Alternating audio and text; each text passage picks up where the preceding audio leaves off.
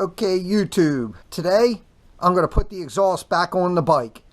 I have a Thunder header, and as I remember it, it was pretty hard to get on and off. It seems like it's almost a little too narrow, and you really have to struggle with it. So I don't know how much of this I'm going to film, only because watching the struggle's boring.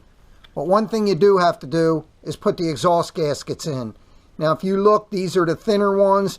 They call these the high performance ones. The gaskets that this bike originally came with were a lot fatter, and then when you tighten the exhaust down, they would squish into the exhaust port, kind of restricting it a little.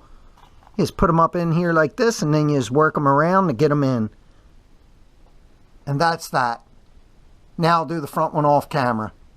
Okay, let the exhaust struggle begin. Well, that was nowhere near as bad as I remember it in the past. You kind of have to come in from the bottom and get the front in, and then bring the back in. So that wasn't really bad at all. I have all 4 nuts in right at the head. Now I'm going to put the 2 bolts in that hold the back, and then I'll tighten everything up. I will be Loctiting these bolts, of course, but right now I'm just going to put them in to hold everything so I can start tightening it up. So on the exhaust studs, I like to put a little bit of never seize on those.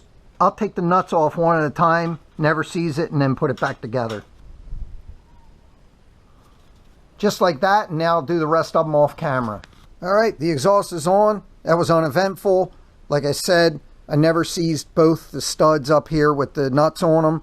And down here, the 2 mounting bolts, I put blue Loctite on those. So the exhaust is on. Now on to the next thing.